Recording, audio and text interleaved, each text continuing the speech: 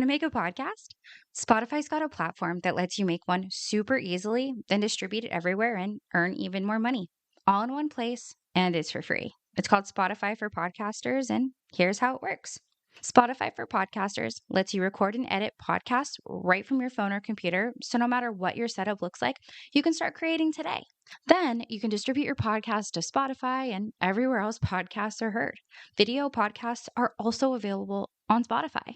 With Spotify for Podcasters, you can earn money in a variety of ways, including ads and podcast subscriptions. Best of all, it's totally free with no catch. Ever since we discovered Spotify for Podcasters, we feel like having options like video podcasts, Q&A, and polls has let us be creative on a whole other level. I highly recommend you give it a try. So download Spotify for Podcasters app or go to www.spotify.com/podcasters to get started.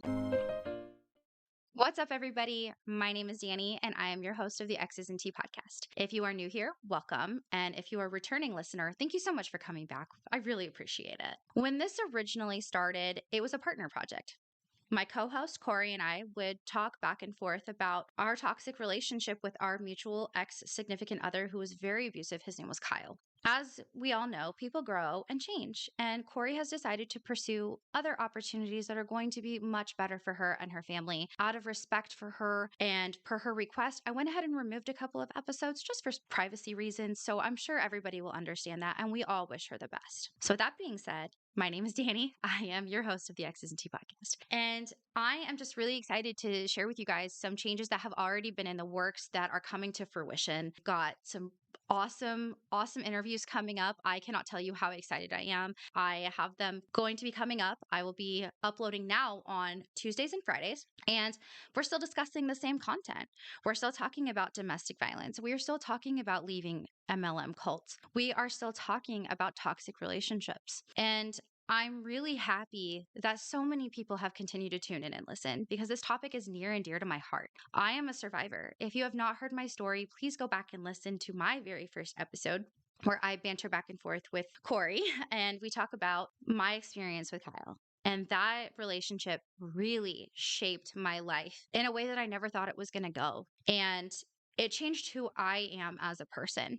If you knew me before that happened, I am so sorry that you knew me because I hate who I was before then. And after having been in a DV relationship, it changed my whole perspective on the world. I have so much respect for people now. I like to treat every single person equally. Every single person deserves love to live the life they want to. I cannot express now how supportive I am of people as opposed to how I was before that. And through this journey, I have met so many amazing people that have shared their stories. I've had a family member come on the podcast. If you haven't heard her episode, her name is Tara Lynn. She has amazing points about raising children after childhood abuse. And then when I talked about Worldwide Dream Builders, I had no idea how many people had similar experiences to me. And following releasing my story about leaving Worldwide, my friend who was my upline, she came on, she told her story. Her name is Jess. Please go listen. Following Jess, we had Hope. Hope came on and told her story. And then Hope and Fisher, her husband, came on to continue sharing their stories. We will have other guests who are coming on again to share more about their experiences with Worldwide Dream Builders. And we have interviews with, if you haven't heard my episodes, listen to them. But in relation to those episodes, we have a fantastic interview with a young lady who was in an abusive relationship with the same ex that I had, Kyle, and her bravery for coming forward, for telling the police her story and for helping get him put behind bars where he belongs. I cannot tell you how proud of this girl I am. Her episode needs so much more praise. So please go listen to it. We've just got so much to share. I feel like there's so much out there that is almost really uncomfortable to talk about. Of course, I'm not here to make other people uncomfortable, but I also want to shed light on topics that aren't necessarily always discussed as much as they are. We're living in a society today where we have someone like Andrew Tate who is out here influencing young men. We have someone like Sebastian, who was on the H3 podcast, sitting here spreading toxic masculinity and speaking down about something that he clearly doesn't know about and speaking negatively about antidepressants. And as a huge fan of the H3 podcast, I can say that Ethan Klein talking about his experiences with antidepressants truly changed my life, because I had also been a person who was feeding into the stigma of medications and those types of discussions that I feel like are really changing people's lives, changing people's perspective. And that's the kind of community I want to be a part of. I really want to be able to show people that it's okay to talk about the stories that your family has kept locked and keyed under a mat. That's me. It's always been really challenging for me to talk about having a narcissistic mom. What really inspired me to talk about it was Jeanette McCurdy's book, I'm Glad My Mom Died. You know, her experiences with her mom are very, very different from what I've experienced. Hearing her story, it made me feel like I was less alone. And it made me realize that I'm not the only one who had a mom like I did. Now, granted, I do have to say, my mom is a listener. She is a fan of my podcast. She knows that I'm going to be speaking about her. I'm not speaking about her in current terms. My mother is fantastic, okay? She is becoming more and more self-aware every day. She is getting the therapy that she needs, and she is really trying for her grandchildren, for her kids, for herself. I'm so proud of her. But if I do talk about it, it is in past tense. These are things that I went through as a child who has kind of shaped who I am as a person today. And who I am, gosh, is really a mold of many different abusive experiences. I mean, I definitely have had a lot of really good things happen, but I never realized how many people out there were like me, who are the way that they are because they have some form of trauma.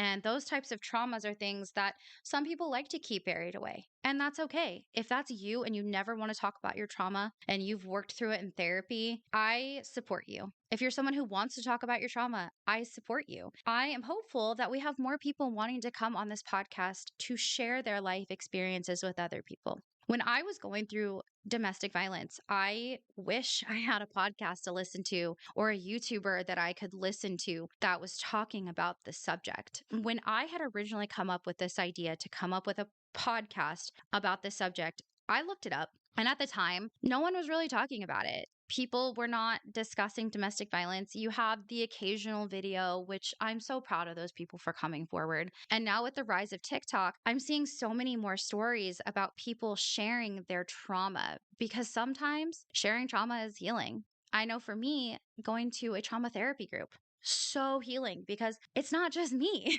I'm in a whole community of people who have really been through all of these same things. And it's not just trauma, you guys.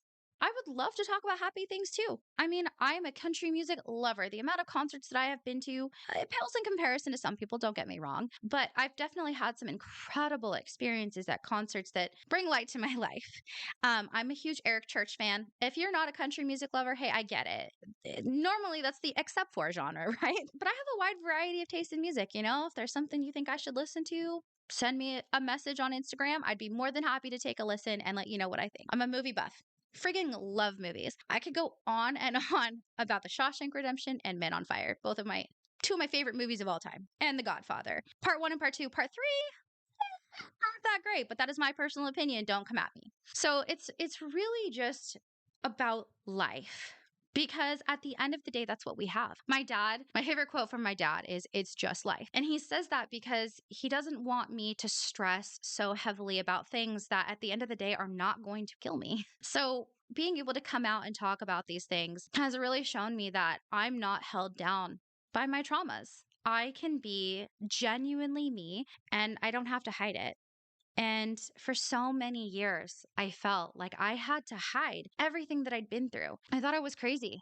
I always thought when you hear as a child that you are the worst kid in the world, you're going to continue to think that. And that's what I did. I felt isolated. I made so many bad decisions. And I hope listening to this, people maybe understand a little bit more why I was the way that I was when I was younger. Because my upbringing, I had my dad for the first 10 years of my life. My parents divorced, and then I didn't have my dad. And for those 10 years, I really had to raise myself. And if during that time I was looking up to the right YouTubers, maybe I might have made some different decisions. I was busy though watching shady characters like Shane Dawson Like, what? I was 14 years old watching him and his very racist, homophobic, horrible content that I should have never been exposed to. But that's what was on YouTube at the time.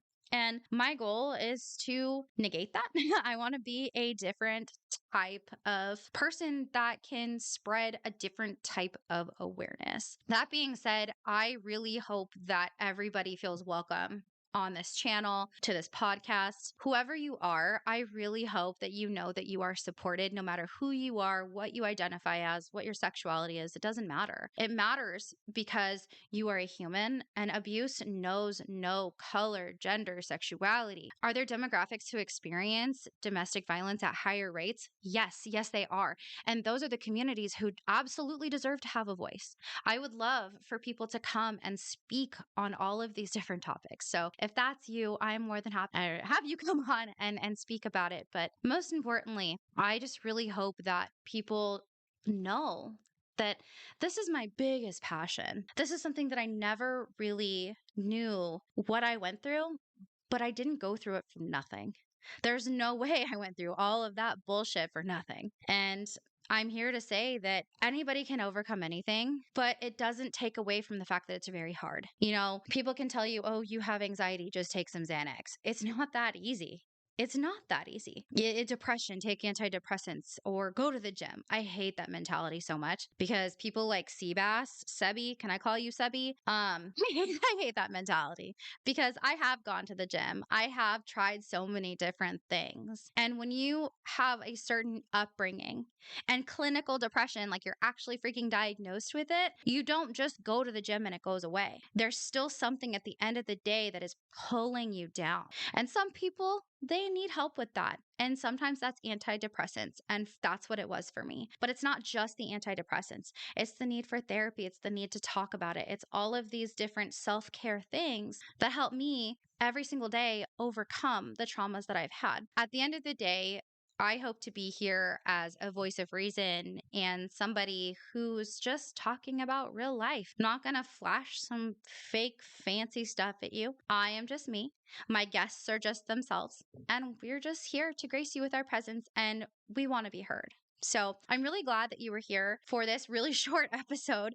Really, it was just me coming back after kind of a really long, extended period of time where I had needed some time for myself. The podcast has been continuing to grow, which I am so grateful for. For everybody who has still continued to listen. You guys are amazing. And to anybody who is new, welcome. I really hope that you enjoy what you hear, and I hope that you'll share it with your friend. So you can follow me, the Exes and Tea Podcast, all of our guests. You can follow us at Exes and Tea _podcast on Instagram, TikTok, and we're working on the YouTube thing. So if that's where you see us, hi, we're on YouTube now, and I will be continuing to share what that's going to look like moving forward. So I'm really excited to meet you guys. If you're new, if you're a current listener, please come back. We're so excited to see you again. So that being said, I will see everybody soon. I upload on Tuesdays and Fridays. Have a great rest of your day.